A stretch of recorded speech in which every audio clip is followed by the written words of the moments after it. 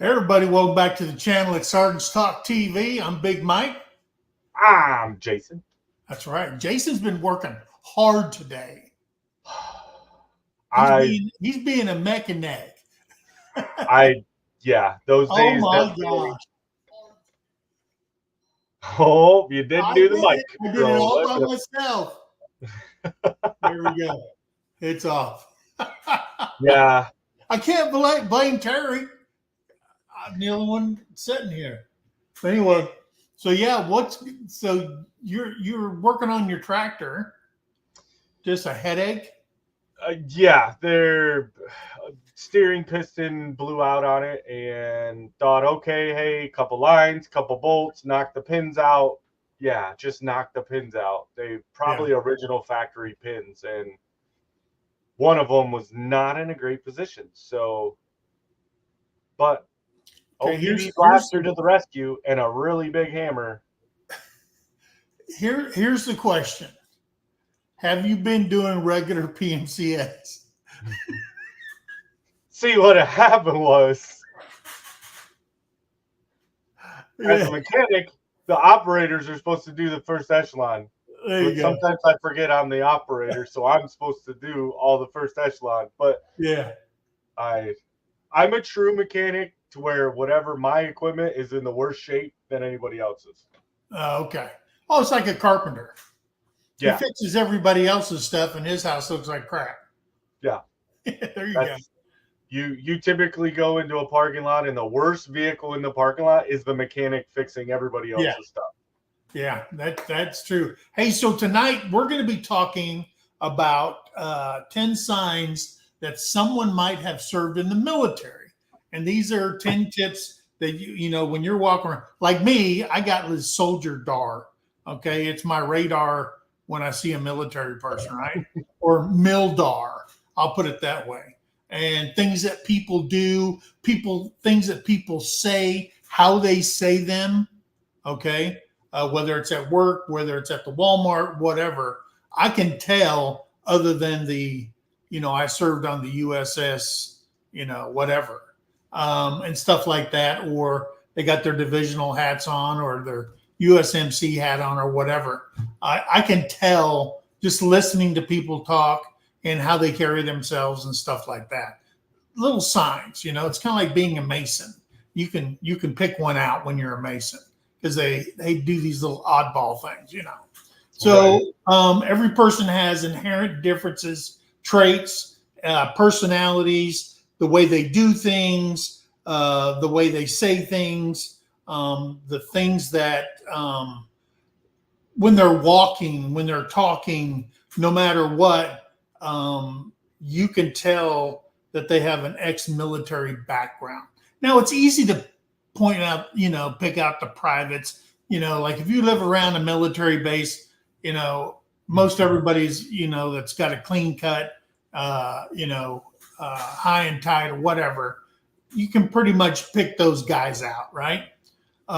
Because young kids just don't walk around looking like a Marine on a daily basis. There might be some or something like that. I grew up when I was a little kid. My mom or my dad always gave me a flat top. Okay. But I lived in Arizona. Every summer the hair came off and stuff like that. But then, of course, when I got older, I had that beautiful hair. Okay. Some people say I was man pretty when I was a young man. And if you go to my Facebook page in my pictures, there's my senior picture in there. We don't even look the same, not even close. Okay. So it's just those habits and or behaviors where you can gauge if they served in the military or not. And that's what we're going to go over today in the conversation and stuff like that. But we're kind of excited for next week, guys. So stick around. We're going to tell you what we're going to do next week. I'm pretty excited about that. Jason and I have been talking about that, and hopefully you guys will enjoy it also, but you got to stick around to the end. All right. So, hey, let's say hello to everybody in the chat. Hello to everyone in the chat. Hello, everyone. Not that easy. I see David Glunt. And says, my dad took me to the barber. Tell him to lower my ears. There you go. There's Poliana Sosa from Brazil. How are you doing? And I did see, I scrolled up a little bit, but I did see that one of my local-ish neighbor, Ricky Smith, is in. So all right. good to see you on here, Ricky. There's Celia's Vlogs and Officials. She's in here. She's from down in Brazil also. The Brazilians are showing up. Hola. I had seen, I honestly, like, I tried to get on and look at some of the comments, but I will give most of the credit, if not all of it, to Mike and Terry for managing the comments through this channel. But I look on there every once in a while and I see that, yeah, we're getting a lot from overseas. That's awesome. Oh, and in fact, there's a guy from Brazil that contacted me. He's a new member, and his name is Addison Trinidad from Brazil. He's a corporal in the Brazilian military. He's a firefighter, and he is currently a combatant volunteer in the International Territorial Defense Legion of the Ukraine. So I guess they sent some military over there or whatever they're doing to train people up on firefighting and stuff like that over in the Ukraine. So he just he emailed and said hello and shout out to him for serving his country and also being a volunteer to go over to the Ukraine. So there you go. Absolutely. And awesome. Addison Trinidad. So there you go. Well, thanks for sending that in. I don't know if he's in the chat, but that is awesome.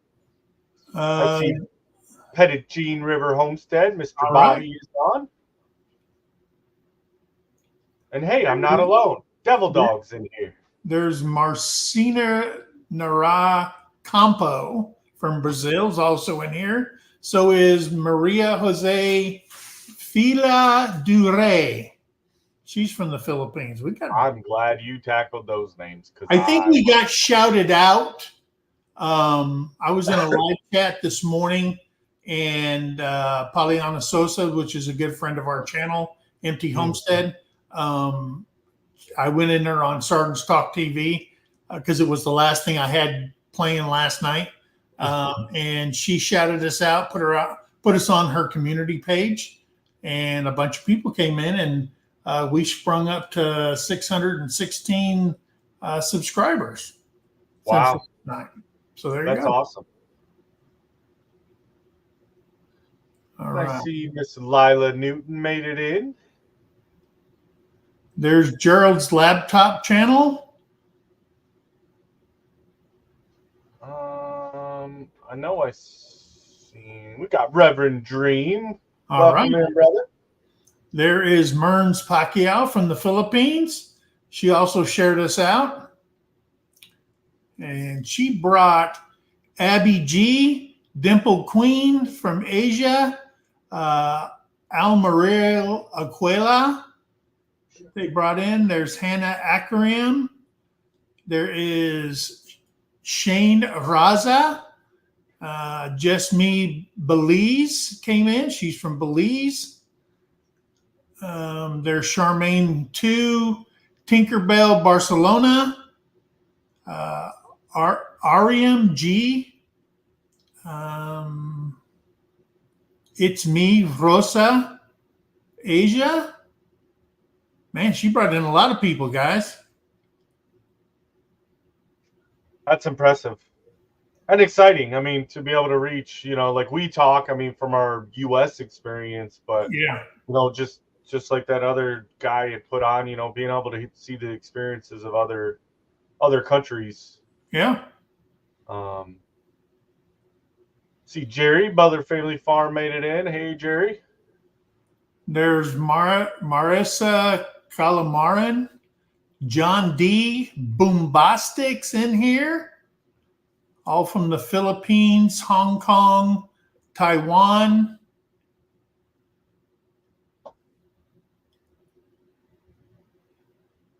Say hello to Southern Blessed Homestead. And there's Bowen at Thunderstick Homestead and Ministry. All right. There's SSTV Terra Roma from the Philippines. There's mine. There's Pino AKO. There's Edu B. All right. And now my favorite female Marine, Hat Creek Homestead's in here. Oh, there she is. I was like, I figured she had to come on here. Couldn't be slacking all the time. That's right. Keeps blaming it on trying to get new properties set up. And I know. And planting a garden and crap. I mean, who does that? Rebecca Touched by Yarn, hello. Derek Fowler, hello, brother. Lila Newton, Cookies here.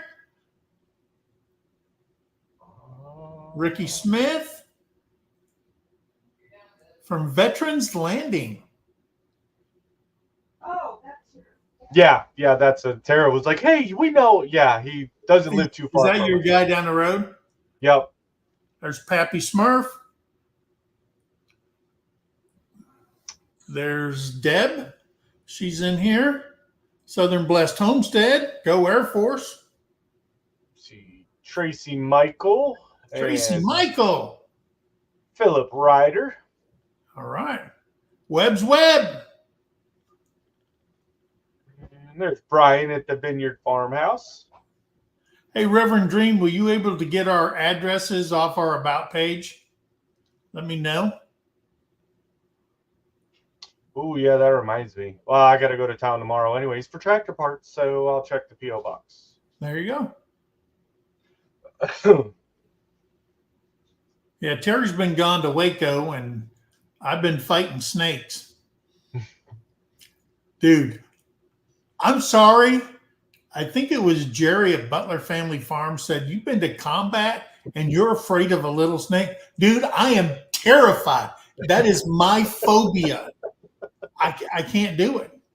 I can't do it. I thought I was going to hyperventilate trying to get it out, praying that Terry would pull up the drive and come grab this. Because she'd go in there with her hand and just grab it.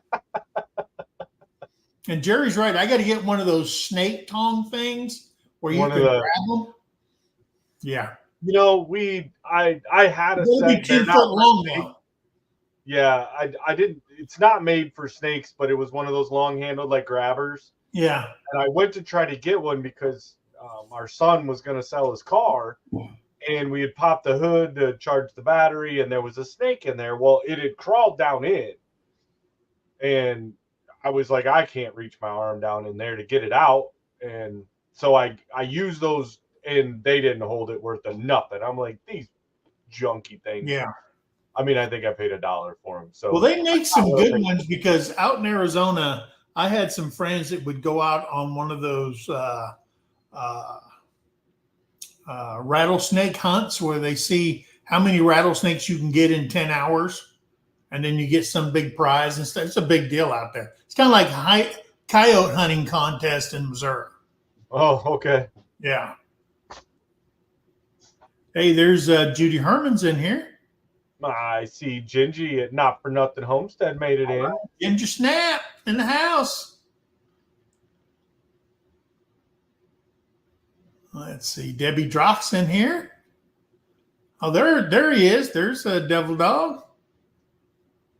I must have caught up where you started. I don't know where I started. I went all over the place. I was trying to find the names I could pronounce and went with that one because you were doing well with the names that I would have butchered. There's Neil S. He's in here. I see Rainy Ridge made it in. They said, me too, Big Mike. I'm out on the snakes. Yeah. Okay, Neil S. says, I didn't cut my hair for 4 years after I got out of the military. A lot of people do that. I looked like an 80s rocker with 24-inch ponytail. I mean, a lot of people like me, I always had a goatee for the last 24 years since the day I got out of the service in 2020. I've always had a goatee. Now I lost all my hair, but that's another story. I think that might have been hereditary. Yeah, I had, even growing up, I always wanted to be able to get like long hair. Like I looked at all my uncles, I looked at all like, and I'm like, they've got long straight beards, long straight hair, and then I go and I'm Bob Ross. It's not going anywhere long. And Did you I'm say like, Barb Moss? Bob Ross. Oh, Bob Ross. Okay. Yeah. Because I And, know Barb Moss. Hey, Thunderstick Homestead Ministries in here. I definitely keep it short now, but Well, because it's so dang hot. yeah. Well, But and the it's good starting thing to is, fall out. you get a haircut and you shave when you want to. You know, it's funny though, because the whole time I was in, like, it was always like Sunday, right? You got to show up to work Monday morning with a fresh haircut. Yeah. And I still, almost pretty much on that same schedule of like every Sunday, hey, time to shave the head, Yeah. because I have found, I mean, and before my wife comes in and beats me, she shaves my head for me because I'm spoiled. Well, some people But say that's kind of sexy. I mean, I enjoy it. I almost fall asleep. I'm like, this is therapy. Like, That's what I'm saying. and Sleep so is sexy to old men. she said, well, if you would just, she bought me this like electric razor thing. She's like, just shave it, But even though I've been shaving my head bald, since 2003, Yeah. if I do it more than once a week, I end up getting razor bumps. Yeah. Okay. And so it's like, I've tried probably every market razor type out on the market to see like what the change was, because Sure. I would much rather it stay smooth every single day. Yeah. But yeah, I get a horrible rash. And Yeah. so, Hey, there's David Glunt. He says, my dad was in the Navy for 20 years. He said I wanted to go in, but was diagnosed with diabetes at age 7.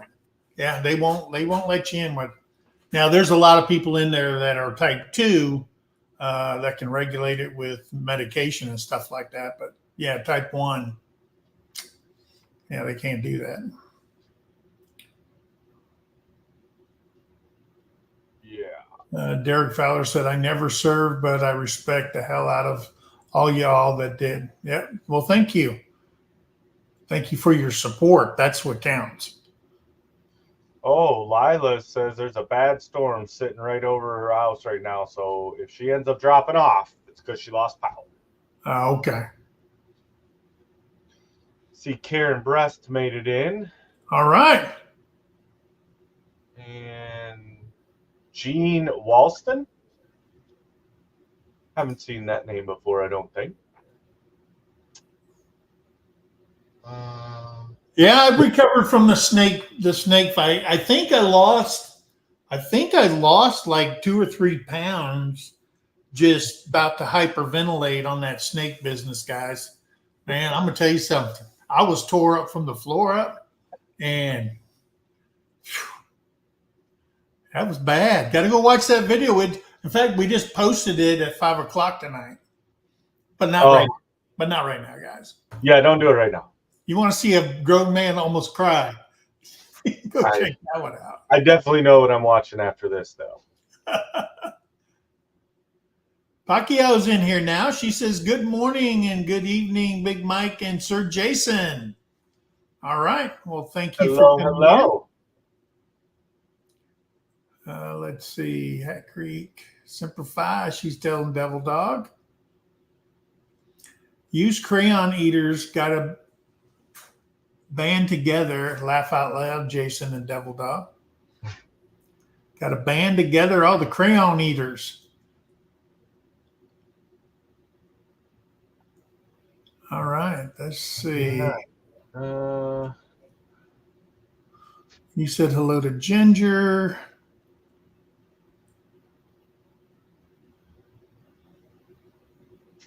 Terry's in here. Empty Homestead. see Cuddly Texan made it in. He wants to know, did Big Mike scream like a girl? Well, he did cuss like a sailor at one point, but Terry put a noise over when I said it.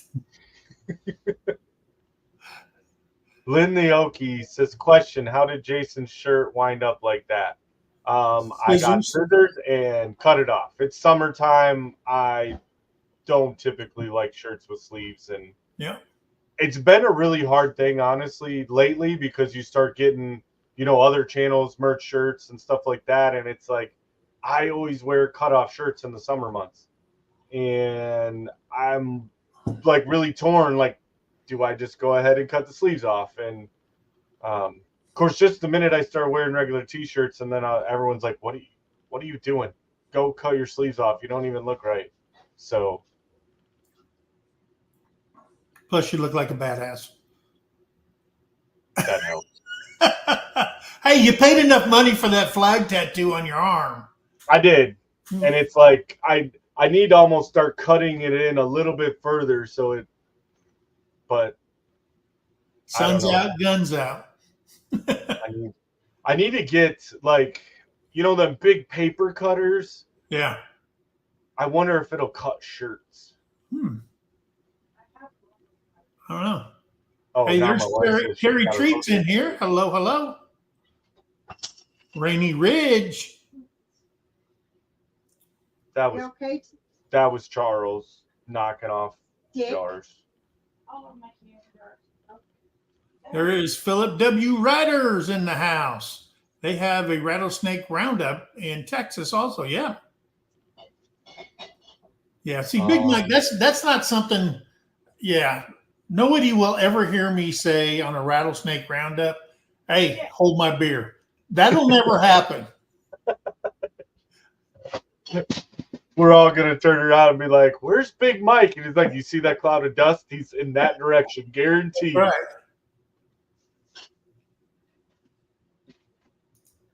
Yeah. David Glunt said when he lived in South Carolina, we used to hunt rattlesnake, but they got those big Eastern diamondbacks. Those are monsters out there. And the guys across the street would buy them for $5 a piece. Yeah.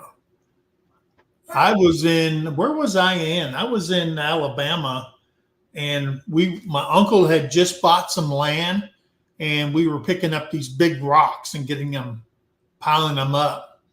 And I got this one, I was about to turn around, my uncle was walking away, and there was an Eastern diamondback, but he had the head part up by his hands, and it was just slapping him on the leg. All of a sudden I heard, Mike! I was gone. I was gone. We had a Marine, I might have told this story before, but we had a Marine when I was in Georgia. We went and did a family day and brought all the families out, and it was a pond on, they have all these different ponds that you could kind of do unit gatherings and stuff at. And we had rented a bunch of kayaks, and someone had started making comments because this guy was the same way. Seen a snake, gone, not even going to play. And so they kept messing with him, saying, hey, they were going to throw a snake in his kayak out in the middle of the pond. He's like, don't do it. And they were, they were the injected ones. So you like sit on them, but they had the holes in the bottom, that water could come in, but you're basically floating on it. Yeah. Well, he got out to the pond and nobody put it in there, but there was a snake came up through one of them holes, and he made it. And he was probably at least 100 yards or more off the shoreline, and his feet were not wet when he hit the shore, but just left kayak, paddle, everything right out in the middle of the pond, came scooting across the water. He's like, nope, not. And he wouldn't go within 50 foot of the water's edge after that. For the rest of the day. Hey, Deb, do you live down in the Southwest? Because I know in Arizona, when we lived down in Sierra Vista, there was a company that would go around after sunset and the snakes would come out and they would get on the asphalt to get that last heat because the desert cools down real fast. And they are looking, their primary rattlesnake was the Mojave, which is like 3 steps and you drop. Snake is the Mojave. And I mean, they were all over the place at night. They'd drive roads. When they seen a snake on the road, they'd get out, grab it, milk it, and let it go because it would be against the law. You can't willfully kill a Mojave because they're endangered or whatever. Mm-hmm. But they use that Mojave venom for anti-venom. And it's like worth thousands of dollars an ounce. It's crazy. Wow. And they take it, and they can make anti-venom for all kinds of snakes out of that. So, yeah. Yeah, I mean, I'm not going to go pick up and play with any poisonous ones, but the non-poisonous ones, I got no problem. Yeah. Oh, I see Lauren and Joel are making it home, made it in.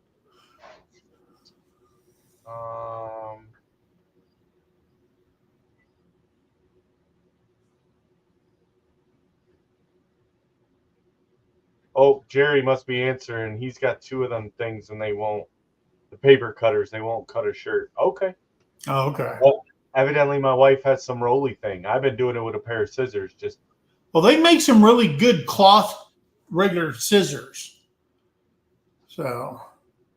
Yeah, and I'm sure we have several of them somewhere.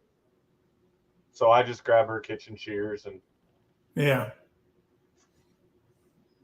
Cut a shirt sleeve, cut open a chicken, whatever it takes. Yeah.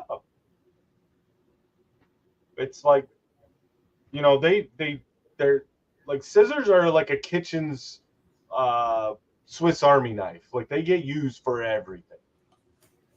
I'm going to tell you something. The first time we went to Korea and they put the silverware on the restaurant table, and one of they put on the table is a pair of scissors. The Koreans use scissors for everything. They cut their meat up with it. They don't sit there go like this. They'll stab it with a fork and then cut it. They cut it and strip, barbecue it, do whatever. They use scissors all the time. There was something, well, Tara does it. She cuts pizza with scissors instead of using them. And I remember, I think there was one time I went home on leave and, my kids were older, but when my kids grew up, you get them, pancakes or something, right? You got a fork and a knife and you're sitting there cutting it up. Well, I went to my brother's and we had made all the kids pancakes and he grabs the kitchen scissors and starts cutting the pancake up with the scissors. I said, "What are you doing?"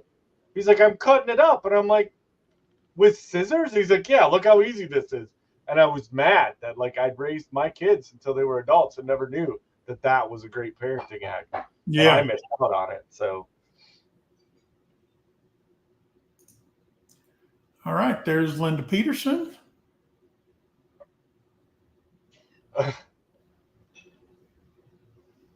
All right. Derek Fowler says, "I can't wear shirts with the sleeves cut off. My arm and shoulder hair shows. People think I'm a Sasquatch." Hey, I got to a point in my life, I just don't care what people think. Yeah. Well, I remember. Oh, Pollyanna, she's in here now. I remember being young, where you start getting body hair. And I had seen my grandpa. And this man had 1.5 to 2 inches of hair over his entire body. Like, it was full man sweater. I'm like, that is ridiculous. So the first little chance I seen, I'm like, no. I'm shaving my whole body. I'm like, I am not going to be that guy. And I did that for years. I mean, just, not my arms, but, upper body. I'm like, I am not, my arm hair seemed to be under control. So you don't want to walk. Remember Saturday Night Live with James Belushi and them, where they wore those old beaver coats like they were going to a football game? You don't want to walk around looking like that. Okay. No. And that That's was what you almost need my to do, a grandpa. weekly appointment somewhere to get your body shaped. Yeah. Well, and I was Well, they almost can at that point they where I can was put a getting man. They can send a man to Mars. They're going to do that here soon. Okay, they can split the atom. They can do all these things, but a couple of things they can't do: make hair on a man's head grow, and stop hair growing on a man's back. Just naturally, you can't do it. So yeah. it is what it is. All right, Trina Rock. Okay, so hey, we've said hello to everybody, and we are at the 30 mark. So it's 8:30 right now Central Time, and so we're gonna get into this on 10 signs that someone might have served in the military. Okay. Oh, I do want to. We're right. I see Cuddly Texan put on there that the Black Sheep Project accidentally did a vertical live stream and the troll whacking was fun again. We did that 2 weeks ago. Didn't realize because my phone wouldn't switch it over to be Yeah. horizontal, and we did a vertical, and it puts you in a whole nother realm. Yes. And oh, your mods have an amazing time, but it is frustrating as a creator to try to deal with all that. Yeah. So, okay, sorry. Back, focus. Where's my crayons? I think they're in the truck. I was chewing on them earlier. So Lila, they do have on MT Homestead on our Streamlabs merch store. I think we do have it in navy blue also, Sergeant Stock TV shirts. All right. So, hi, brother. All right. So yeah, 10 of the signs, right? Some of the easy thing. One, the number one, right? Always everybody sees the Facebook memes, um, pictures, all sleeping style. If you served in the military, you will sleep anywhere, in any way, shape, or form. It doesn't matter. Yeah. You, being in, and you learn that habit because especially when you're on missions or you're doing training, you don't get the comfort, that the Air Force has and be in the Hilton all the time. Some of us have to sleep out on the ground and, in random places, waiting in airports for days at a time. So you figure out how to prop up a chair this way and that way. Um, and I'm not sure they're putting this on the sleeping style, but they tend to stay aware of any minor changes in their surroundings. Yeah. Um, It's and kind of weird because when you're in the military, anytime you have a chance to shut your eyes and catch a nap, you do it. I don't care if you're in the back of a deuce and a half on a gravel, bumpy road, you will sleep. You will learn to sleep. If you're in a cattle car going from training site to training site, you'll learn to sleep. I remember when we deployed to Bosnia and we were in Hungary, we left 2 days before Christmas and we were on a train to Hungary, got off the train, and then we went down into Bosnia from there through Croatia and all that. When we were clearing, I was with a combat engineer battalion, and we were clearing Route Arizona. And they had millions and millions of landmines everywhere. You weren't allowed to get off the blacktop. Okay. And if they seen a patch in the road, they had to blow that patch in the road up too, whether there was anything underneath it or not. So I slept in the front seat of a two-seated Humvee because the back of it was just packed to the ceiling with gear. Okay. And I setting straight up in a Humvee, 6'4", with my knees on the metal dash for 1 year. Oh, Okay. For 1 year. Right now, Terry will tell you I could be leaning up against the wall and I'm out. I can go to sleep. It don't matter where a soldier's at. He has learned to sleep in any position. Yeah. Okay. And that is absolutely psychotic. Well, and I think that a lot of it, like for me, where I switched from being a very light sleeper prior to the Marine Corps to any like literal bombs will go off and I don't even wake up. Yeah. And I remember the first time I went to a tank gunnery where they do the tank qualifications. I'd heard tanks fire from a distance, never seen them. At that point, I'd never seen one up close live fire. And, you know, I was brand new to the fleet. I'd probably only been there a month or two. And they sent me out to help support the other mechanics out there. And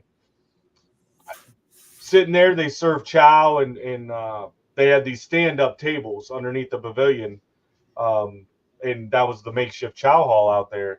And so I went and got my food and was standing there while I had my back down range. And the tanks had been driving around. Like I was used to that sound. That didn't bother me none. And I'm just sitting there eating, having a conversation with a guy across from me, and all of a sudden, the very first set of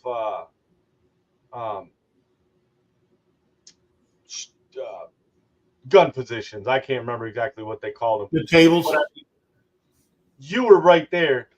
They launched a main gun round. I almost lost my food. My heart stopped. I almost evacuated all of my bladder. The guy across from me is dying because that's the, you know, typically that's what they try to do with anybody new is they want to catch you off guard so you don't know, you know, what. And I just looked at him and I said, that's going on all night. I said, I'm never going to sleep. I'm out here for 2 weeks. I'm never going to sleep. And he's like, they fired that whole first night. Had no idea they even ran any rounds. Like, yeah. Yeah. Once you're tired, you're done. You're done. Yeah. Yeah. All right. Number 2, being on time. Being late is a sin in the military. To this day, there's an old saying, if you're 5 minutes late or you're an hour late, you're AWOL. Yep. Right? Through the military, you're always taught if they say it's 8:45, especially if you're a non-commissioned officer, you're sitting there at 8:30. Okay? Or 10 minutes prior. And I still do it today. I'm always in the room for a meeting prior to when I'm supposed to be there. Because you hate being late. You hate to be that guy, okay? Like the ugly drunk thing, don't be that guy. Yeah. Is show up to a military meeting late. And we carry that on. Yeah, this doesn't work for everybody. Some people were inherently lazy when they were in, or they finally got it out of their system and they came back to reality with the rest of the people in the world, right? But being late is a sin. If you go somewhere and somebody's there all organized, you might want to scratch your head. Was he military? Because nobody shows up this early for a meeting. Could happen. Yeah. And that was an easy thing to pick up on because I never, even prior to the Marine Corps, wanted to be late for anything. So I typically was the one, I'd show up an hour or two early. And they're like, hey, what do you know, obviously not a doctor's appointment, but, you know, any kind of a function or party or whatever, show up early. Like, I'd rather be early and wait for everyone else to get there. Because I think I learned that in the Boy Scouts. Hurry up and wait. Yeah. I mean, it's definitely the Marine Corps. Well, really, it's all the military. I think every branch has that kind of issue situation of hurry up and wait, and you're going to spend a lot of time. And I think that's what leads into the sleeping thing, where we can sleep anywhere. Because what better way to make time go faster when you have nothing else to do but sit around than sleep? Because then you wake up and you're like, oh, we're already there. Oh, we're ready to go now. Like, that wasn't long, and they're like, that was 3 hours. Not for me, it wasn't. Yeah. So number 3 would be communication style. Yeah. If someone talks in clear words with precise language and conveys their message in the least words, that might be a sign that they had served, because you need to be clear and concise Yeah. with everything. And a lot of the communication, especially when you talk, like, you say what you need to get off because of radio traffic. Right. When you're on the radios, you don't want to be on there having an hour-long conversation like you're talking to Billy Bob. It's, hey, I need a call for fire now, and you're done. Like, you wait Yeah. for the response and keep going. Like, very, now stories when you're outside of it, okay, they'll detour around, but see, unlike some civilians where your boss is telling you, okay, Mike, I want you to do this and I want you to do that. And then after you do that, go over here and do that and so on. You understand what I'm saying? And you just go, Roger that. You're done. You're out. Okay. But nobody in the military, that's why we put it in operations orders, because when you go to sand tables and battle briefs and stuff like that, it's quick, fast, and in a hurry. We make sure everybody, sorry about I have my thumb up. And they don't play around with it. Okay. Study what you need to study, be where you're supposed to be, communicate clear, precise, and to the point. Don't BS, don't beat around the bush, don't do that, because they don't have time for that. If you've never been in a battle talk, tactical operations center, okay, there is so much communication going on in there, and nobody talks in there. They're just taking in information, and they're letting the commander know everything that he needs to know to make an on-the-ground decision at that time. So communication is key in the military. And you might run into somebody, hey, he doesn't really say nothing. He just goes, hey, Roger that, Roger out, whatever. I remember when we were doing, back when I was in, it was licking chicken Ho Chi Minh, loud and clear, how me, and stuff like that. And they got rid of all that stuff. And they do say when you're done communicating, over, so you know that whoever's next can start talking and stuff like that. So communication is a key. Yeah. I don't know if anybody in the group remembers their days. Yeah, FUBAR, effed up beyond all recognition. FUBAR. Yeah. So, eating manners, guys. If you ever get to watch a basic training video or boot camp video or whatever of people in a chow hall, mess hall, and these people are grabbing a spoon and using it like they're going to dig a hole in the ground, okay? And that's the old grab it and start chugging it down. Because when you're in basic training, they get you in that habit, get it down, taste it like after you're leaving the chow hall, and then deal with the stomach pains later on while you're out training and stuff like that. Because it's quick. I mean, you stand in line longer than you're sitting at a table to eat. Yeah. You know what I mean? So you have to do it. We take that into civilian life. Okay, if you haven't conquered that already, because I mean, you still, when you go to your permanent party, you still can't camp out in the mess hall. You go in there, you eat, you get out, you're gone, and it just teaches you to eat a lot faster than normal, because you could go on a date and you go to a steakhouse and everything like that. And before she's got her biscuit buttered, in the literal sense, all you have on your plate is a bone.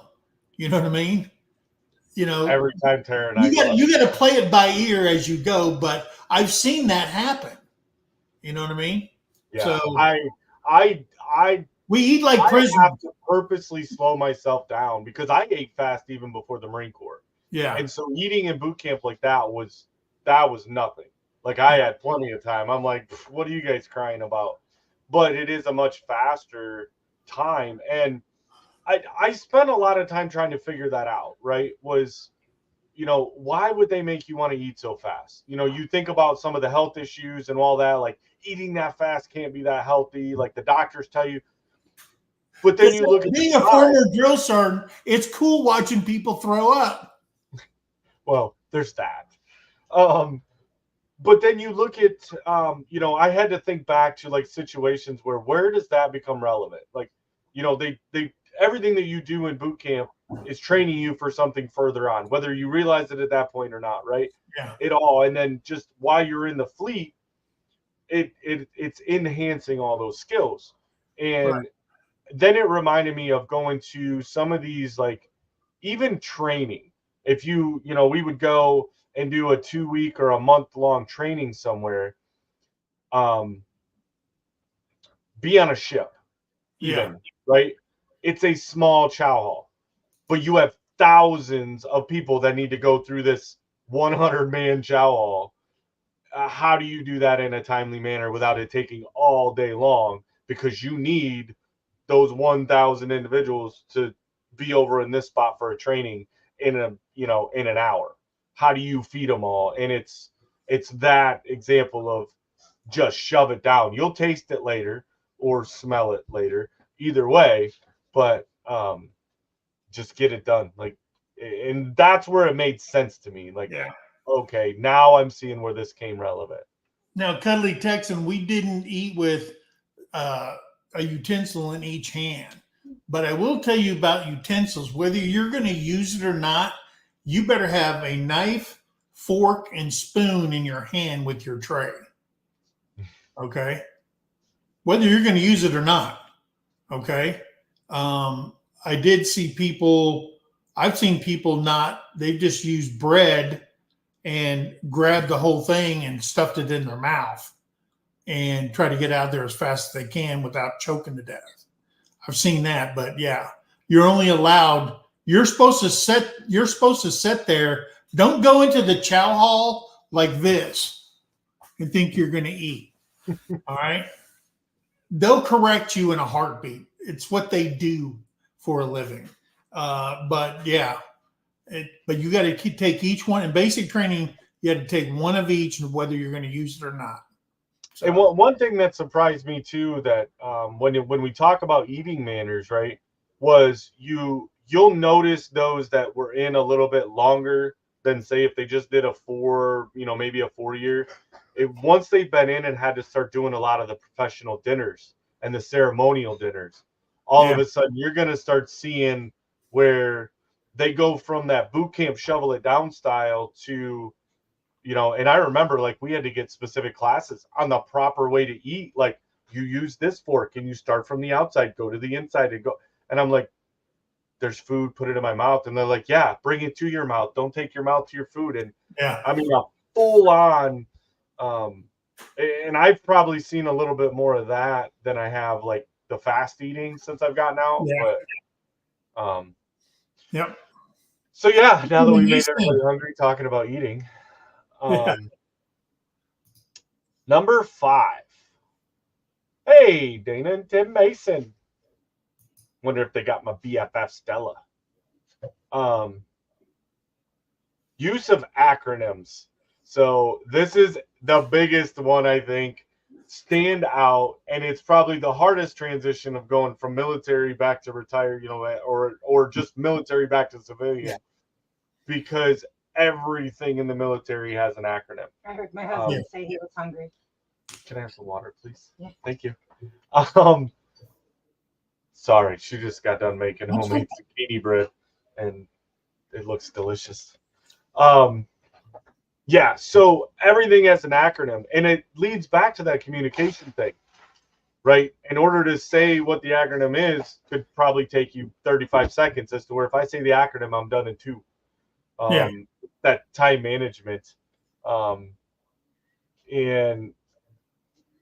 but it does make it difficult to communicate with somebody that wasn't in the military when you start using acronyms, because we use some acronyms in the military that there's still that, like, sometimes there's the same acronym on the civilian side, but they mean two different things. Different things, yeah. Thank you. It's like people think a Humvee, that's the word, but that's not what a Humvee is. Okay. There's a reason why we say Humvees, because if we said the whole thing, that's just a waste of time. That's like, you don't sit there and say, you just go M109. Everybody knows what M109 is. It's a howitzer. Okay. Like when I came in, we had the M151 Jeeps. All right. And then you had the M416 trailer. So you said that instead of the trailer putting it on, give me that 16 and whatever.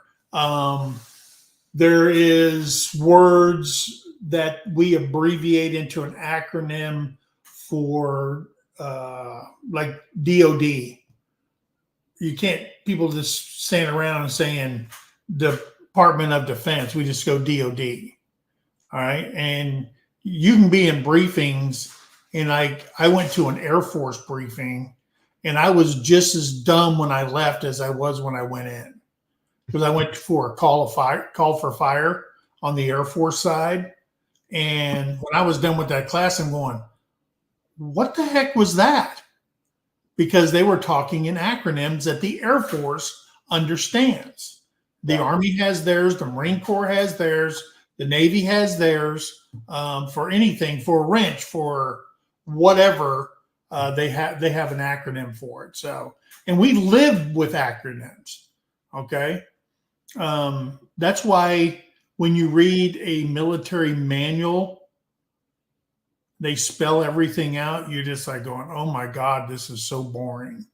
You could have cut this down by 3 pages by using acronyms. So, well, and I think in actually, so one of the academies that I went to where you have to do a lot of professional writing. And so we started, like, I made sure, especially when I started writing curriculum, was you only have to spell the entire acronym out the first time you use it in that set paper or whatever article. And then after that, it's the acronym. So if you don't pay attention to what the write out is at the beginning, does make it difficult. But doing the inter-service, obviously everyone knows, like, I worked with the Army a lot, being in tanks, and especially at the schoolhouse. Well, then when we start requesting ranges and doing things, and they're like, well, that's not what that is. And I was like, yes, it is, like this place. And they're like, no, we call it that. We're like, okay, well, it does the same thing. Like, it's either a toilet or a commode. I don't care, but it serves the same purpose. Yeah. Like, yeah. We just call it a latrine. Yeah. So, yeah. Let me get down here. Number 6, they use their left hand to carry things. The reason why military people, if they're carrying something, they always carry it in their left hand. Why is that? Okay. The reason they do that is this is made for saluting. Okay. Salute, carry. Don't go like this and then try to go, oh, hang on. Yeah, you get your ass chewed out. Okay. It's just the way it is. And another way, somebody had told me that he wears cargo pants now, shorts, on a daily basis because he misses all the pockets from his fatigues. It's the only type of shorts he'll wear, or pants, like those, what is that? The something M21 pants, cop pants and stuff like that. He wears those every single day because it has all those cargos, and you can carry it. Because if you remember in the military, especially if you're deployed or in the field, you had something in every pocket because you're going to need it. Most times, yes. The Marine Corps' pockets were worthless because you weren't allowed to put nothing in them. And Lord help you if you put your hands in your pockets because they were cold. Oh yeah. You're like, and that was a discussion we had all the time. Now, when not so much sometimes in the field, there was some field training that, okay, you could maybe get away with shoving something in a cargo pocket. But deployments were probably, but even then it was kind of still frowned upon on us because it was like, there's a pouch on your flak, one of those 100 of them that you got to have on there.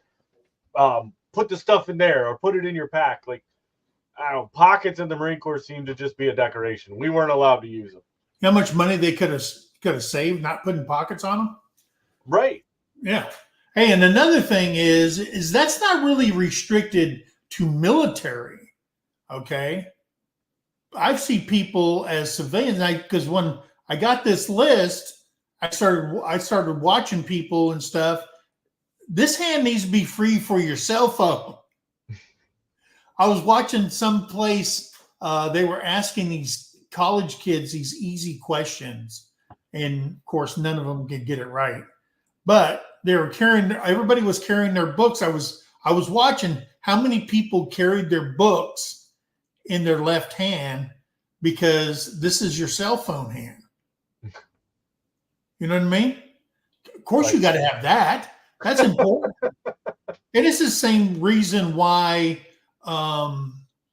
the lower ranking person, when you're walking down the street, stands on the left side of the senior person, because that came back from the earliest DNC, drill and ceremony. So you can pull your sword to protect the senior that's to your right. That's why they do it. So, and then the same thing is like getting in a car. You let the reason the senior person gets in the car is so the lower enlisted person or officer gets out and pulls security while the senior ranking person gets out. People don't know that, but those are just subtle things that it's been around forever. And this is one we touched a little bit, but number 7 is walking style. Yes, former military, they definitely walk faster than civilians. And you have to. I mean, that just becomes, whenever you're doing something, as long as you're awake and you've got to go from point A to point B, well, you obviously are going to point B because there's something that needs to be done. And that's more important than the amount of time it takes for you to get there. Right. So, ideally what they want when they say, hey, we need you to go there, is before you even leave, it should already be done over there. But you're like, I didn't get there yet. So you move, and you move with a purpose. There's no time to lollygag. And it does cause, because especially if you had to do a lot of formations, if you get 2 or more former military, watch them. They're gonna walk in step. Yes. They're gonna pair up. They're gonna every time it's gonna end up launching up. And you, most of the time, like I think I remember the first time that a couple buddies of mine, somebody had mentioned it. And so then of course it comes to your mind, right? So you start paying attention and you start watching, like on a weekend, of who's going in and out of the exchange or in and out of the commissary. And as they're walking, you're seeing them. They're in step. Husbands are in step with their wife. Like, it's somebody's going to do a shuffle step just to get in step. Yeah. and it's hilarious. And then there was one more I had for part of that.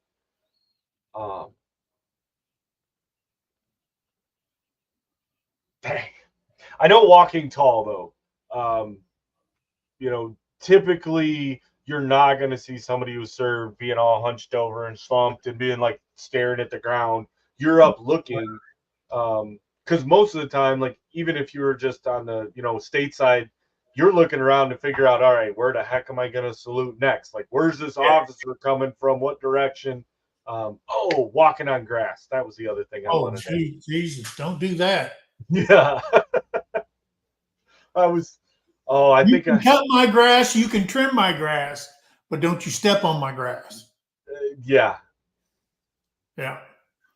And it's even hard for me nowadays. Like if you go somewhere and it's like, hey, we can just cut through here instead of walking down and around, and I'm like, no, we can't. We're walking down and around. Like I can't bring myself to walk. Even though it's like I just watched 5 people walk across that quad, I'm gonna walk around it because there's a sidewalk. Yeah. Hey, the next one is standing during the national anthem. One thing that gets me more than anything, I could be at a football game, a baseball game, I could be anywhere, is people talking during the national anthem. Instead, they could be singing, they could be doing something, and it just irks me. Like you just want to lean down and just slap the crap out of somebody because they have no sense of pride, patriotism, nothing when they do stuff like that. But as military or veterans and former military, you under the DoD policy and regulation, you have the option of saluting or placing your hand over your heart. It's your call. You can do either or. It doesn't matter. You don't have to be in uniform or anything like that. But you will see military people fingers rolled down to their side, or their hands on their heart, or they're saluting during the national anthem. And those, I see that. I can just scan someplace and pick out who was in the military, not just because they're saluting, just the way they're standing and looking straight ahead, or correcting their children during the national anthem and stuff like that. Because we take that very seriously. Because that's the only thing, that flag is the only thing that bonds us 100% together. Okay. That's our rallying cry, is that American flag. And I don't know what happened to America. I mean, you can go out there and you can see, usually a military family will have an American flag outside their house. A lot of us, when we retire, I don't have one yet. I want one. Is a flagpole out front, and they usually have the American flag. Then they'll have a POW flag underneath it, or they'll have their service branch flag, Marine Corps, the Army, or whatever, that underneath there. So you can tell those guys out in a heartbeat. Okay, which ones are military and stuff like that. But I just remember as a kid, I mean, I don't care what holiday it was, if it was 4th of July, Memorial Day, Veterans Day, whatever, every flag on every house on our streets had a flag outside. You know what I mean? And it's just not like that anymore. You know what I mean? I mean, I've been to other countries. I've been to 36 different countries. And when they have their federal holidays and stuff, they deck it out. I just don't see that no more. You know what I mean? Yeah. Well, when the offended started being more important than those of us who served, and the patriotism of the flag went away. And I've talked to some people before that they, like, I remember specifically, like, growing up, that they always had a flag, made a big flag post and had a flower garden and it was lit up and all that kind, like it was. And then you go by now and they don't have that up, and it's because they're afraid of those that are offended. Huh? Retaliation? Well, yeah, because so you get this, and I guess it's our channel. We can say what we want, but this whole woke shenanigans, right? Yeah. Complete BS. But that is when you get into some of these bigger cities. Like I can tell you right now, at least for most of Arkansas, I won't speak for Little Rock, and I won't speak necessarily, but I've drove through like Fayetteville, but those big cities are typically the culprit of where all this wokeness is at. Yeah. And when they come up and they see that flag, then they're like, oh, I want to go attack that person. That flag offends me. Well, it's the American flag. It's giving you the right to be a shithead. Like, Yeah. you need to honor it. There you go. And yeah, they're like, no, you need to take it down. Well, now you're making me have to take a chance of I'm going to go to jail because I'm about to whoop your A. Like, we're about to throw down, and I'm not going to be mad about it. I'm going to let them, if they're going to arrest me for that, then shame on those cops for doing it. But Well, yeah, and I mean, so much of America is in this woke thing, like you just said, and then the rest of us are in the awake side. We were awake before we were woke. You know what I mean? And that really crushes me to know that that's where America's going, and all these hundreds and thousands of people died for a free country. But I always tell people there is an issue when you are too free. mm-hmm. Being too free means the rules don't hold you back. Okay? Being too free can be an absolutely destroyer of a country. Okay? Like we're seeing now. I know why they're letting everybody in. I know that. If you got to be stupid not to know why that's happening. Okay? You got to be stupid, and being willing to take the possible consequences of letting all these people in, because we don't even know half who these people are coming in. Right. And then everybody, when something goes boom, then everybody goes, oh my gosh, how could you let that happen to us? That's what gets me on edge. You know what I mean? That gets me on edge to no end, because, oh yeah, everybody has a right to come here and blah, blah, blah. And then when it goes boom, why didn't you stop that? Oh my gosh, Well, my life is torn apart. Just like when they did the whole defund the police thing.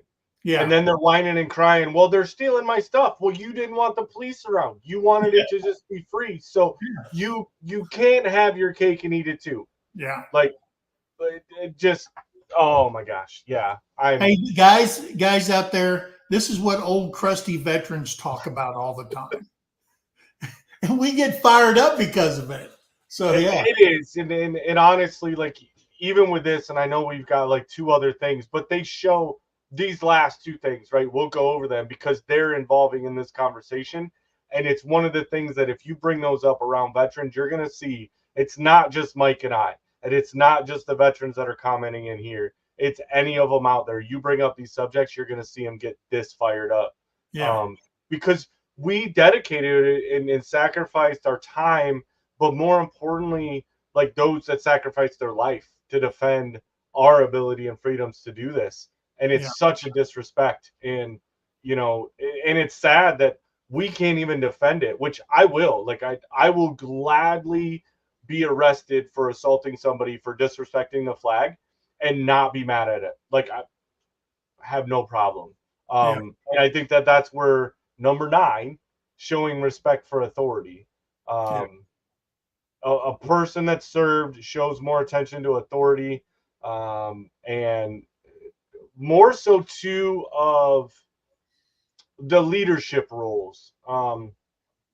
And typically they're going to be ones that kind of like Mike was saying earlier, was they're going to get told something to do and they're just, all right, got it. All right, Roger out. I'm going to do it. They don't need to ask a whole lot of questions because they already know. Asking questions is going to get you nowhere. Just go do what they told you to do. Unless there's something that becomes a safety concern or it's unethical. And those two things right there is what I've seen. Not that I've worked directly in the civilian workforce, right? But my wife has. And some of the things that my children work out there. And when they give me, problems that they're running to at work, and I'm like, okay, well, who's the supervisor? Well, so-and-so is. So go talk to them. Well, I can't just do that because I have to talk to this other person first. Okay, go talk to them. But, well, they're the problem. Okay, well, then go about, like, there's like a chain of command, even though they don't call it a chain of command in the civilian sector. And you're almost threatened with getting fired if you're upholding something because, hey, that's not ethical, or hey, that's unsafe. Companies will let you go and just find some other person that's going to be willing to do it. Yeah, they need another robot. Yeah, and if you pay attention, if you're someone that is working and you pay attention to the person that is that's like very, more about the employees than they are about the product that they're putting out in the company, 9 times out of 10 they're going to be former military. Yeah.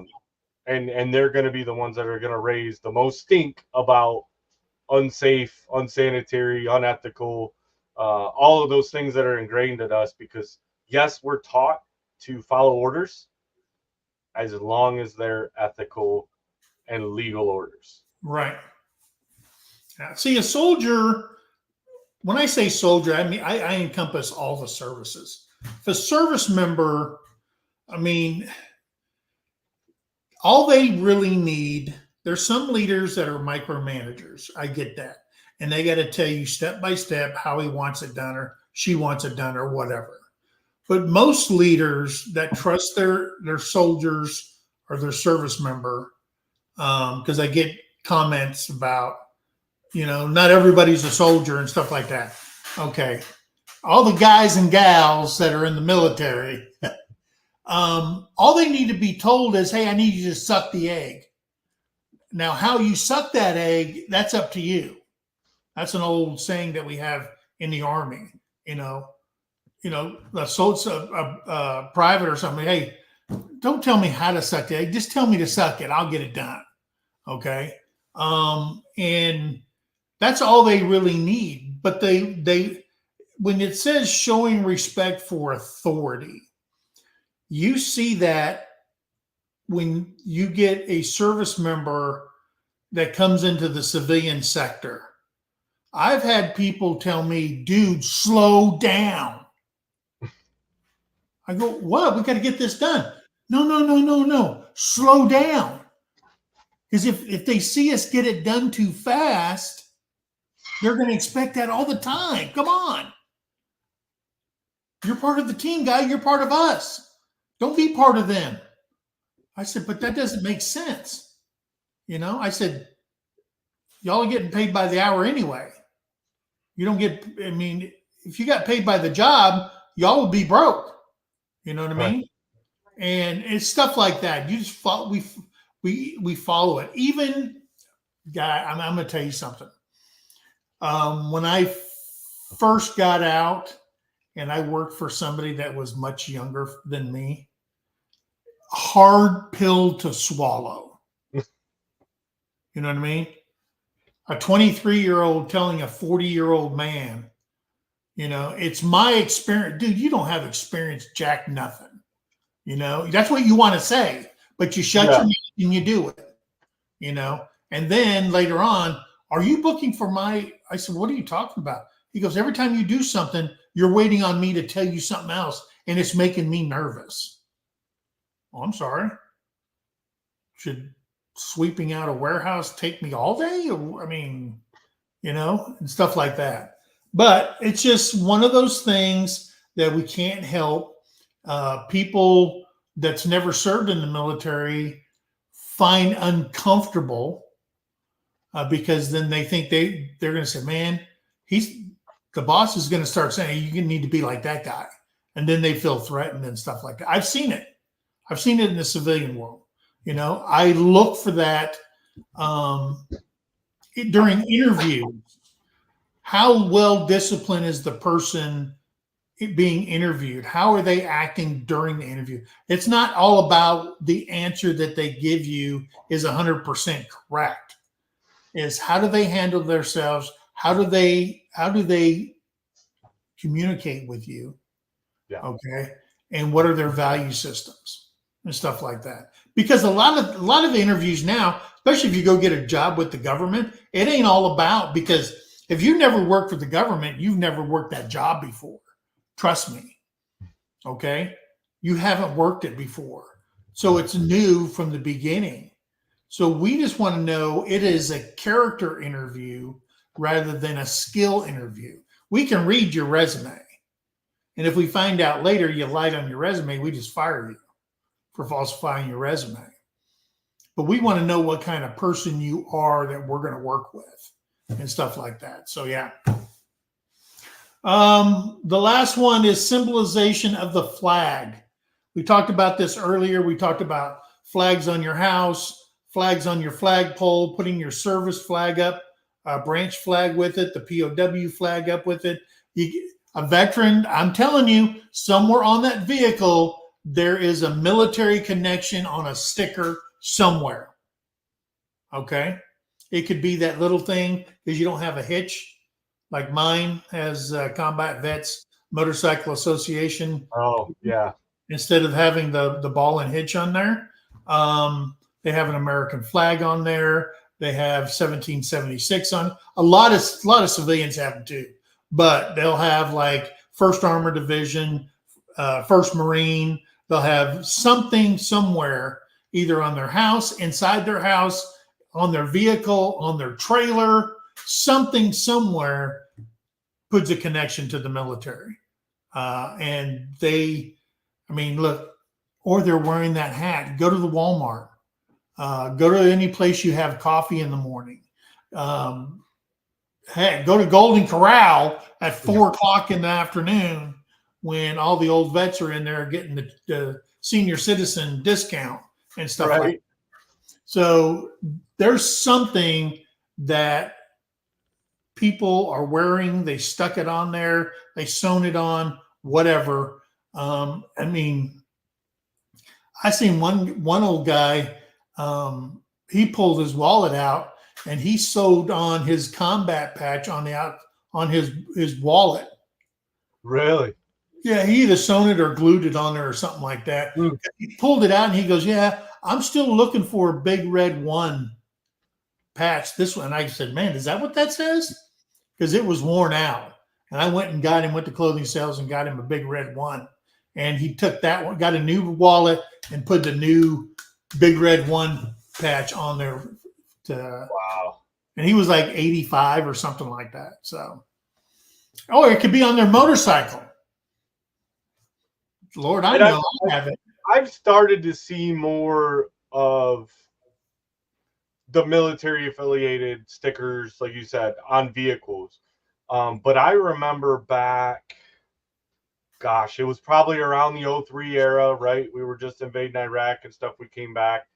I want to say it was even maybe a year or two after that, was they started removing. So when I first got in, you had a base decal that went on your car to allow you to get through the gate. Yeah. Well, they started pulling those. And they said, "We don't want." And of course, we're like, "Why would you pull that off? Because now you're going to make this process a whole lot worse, because now every one of us have to stop at the gate, check an ID." And it was because they were finding that veterans or active duty military even, and mainly it was the active duty guys, because that's why you had the sticker. They were running into their vehicles were getting vandalized because they had that sticker, and these non-military support and whack jobs were going out and they were vandalizing the cars in the parking lots if they had any kind of a military. And luckily that's kind of gone away. I really haven't heard much of it now. Because it kept me for a while. Like I was that one that every time I got a new vehicle, I plastered the back of that thing with Marine Corps this, Marine Corps that, flag here, flag there. But when they started saying, hey, people were messing with vehicles, well, then it was like, okay, another side of the military training kind of kicked in and said, hey, now I need to just blend in with the crowd. How do I make myself not look as, because when you look at situations where, they're hijacking planes, who are the ones they're trying to, they're going to pick out that military-aged male and be like, you must be the military. You're going to be my hostage. And so they would, you kind of start doing counterintuitive of, I don't want to brag about me being in because now that's going to make me a target. But I think nowadays a lot of that is, I'm a lot more comfortable of being, loud and proud of my service, and not worrying about, like, if somebody doesn't like it, well, that's their problem at the end of the day. And if they want to become combative about it, that's fine. I'm sorry for the results of you getting carried away, but yeah. So yeah, down south, there is a lot of flags. I mean, there's a couple of flags that makes people angry, and there's the American flag, and that's I guess that you can't really say, because there's patriots in every state in America, okay, and overseas. You know what I mean? There's Americans living overseas, right. Expats and stuff like that, and it's not, but you just see it more prevalent in certain locations. Okay. Sometimes it gives you a mixed message when you see two flags together. You go, really? And stuff like that. But I mean, you see a lot of people, they fly a Second Amendment flag instead of the regular American flag and stuff like that, or the 1776 flag rather than the regular American flag and stuff like that. But it's just, that's what I'm talking about. When you're free to do whatever you want. You go to other countries. Here's when people realize how free they are. Go to another country and pull your same stuff in another country and see how fast something happens to you. Right. Okay. You don't have the right to go into anybody's country. Okay. They'll tell you that right now. It's like we went to Korea. If you want to live as a civilian in Korea, you better have a business plan. You better speak conversational Korean before you enter that country, because they're going to hold you for 90 days. They're going to test you, and then they're going to throw you out on your butt and say, you're leaving our country. Look at Australia. They got a perfect thing. Nobody touches their country. Okay. So they can check you out before you get on a flight or get on a boat and stuff like that. We just don't have that option here. Right. People in the States think, oh yeah, everybody, yeah, that's fine. But you have to know what your limitations are for your country. We can't even take care of our homeless veterans on the street. Okay. How are we going to take care of 25 million other people? Now the veterans fall farther down. The poor people fall farther down the line because the priority is on here. And like I said earlier, there's a reason why they are a priority right now. Okay. And I get it. I watch the news. I see people angry in the inner city. Now they're even behind these people coming in.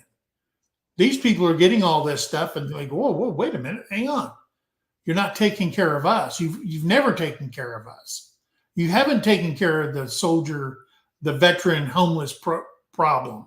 It's just like today, I looked at a thing, $34 million last election was spent on the little sticker, I voted. $34 million. Wow. So you can go back and say, hey, the time off you gave me to vote, I voted, or whatever. I'm just like going, what can you do with $34 million? Well, now, just the amount of money Congress goes, oh, that's just pennies. We deal in billions. But to us who live paycheck to paycheck and watch their budget and balance their budget, $34 million you spent on stickers so people can feel good about themselves that they voted? Yeah. I could find 34 million reasons I could spend it somewhere else. It's just, it doesn't make sense what we do. You know, that's why people, have you heard that new Tom McDonald, Me Versus You song? Probably. I know he's wearing a blue come out lately. A blue sweatshirt and a red sweatshirt, and watch them fight amongst each other in the song. if anybody else, you need to listen to this because he's spitting real facts back and forth on both sides of the aisle. Then he shows up in black and tells you why you can fight all you want because that's what they want you to do. Yeah. Okay. But you got to go over there and check out Tom McDonald's Me Versus You. And I know it's rap, but you got to listen to the words and the conversation being spoken and the hate that comes out of our government. He's come out, his last several songs have been God mode. Yeah. But like this one, because we're coming up on election season, this is like you just sit there and listen and you go like this. And the bottom line is, you know, they do all this stuff to us to sway us one way or another. And we don't get freedom, we get free doom. Okay. Because we're the ones holding the bag in the end. They're just getting richer and richer and spewing their crap. So anyway, guys, I can't get off too far on that tangent because I have a firm view on what my reality is. So anyway, guys, hey, brother, it's always good to see you. It is an amazing time every time. Next week, all right, Tales from the Foxhole. Tales from the Foxhole. We're going to talk about deployment stories that we've got. We're going to invite you to come up and tell us your story, your deployment story, the one that sticks in your mind. So think back, get your thoughts together, come in here next Tuesday at 8 p.m. Central Standard Time and join us on Sergeant's Talk TV to tell your tale from the foxhole. All right, we want to hear it. Okay, so we invite everybody to do that. It doesn't have to be a deployment. It's just something that impacted your life or your career and stuff like that in the military. We'd want to hear it. That's why we're doing it. Tales from the Foxhole. Okay? So, guys, hey, thanks for coming in here. Remember, be kind to one another. Help somebody in need. And always, always think of that. Any last words there, brother? I love you all. And thank you for coming in here. All right. We'll see you on the next one, guys. Thanks. Boom, boom, boom.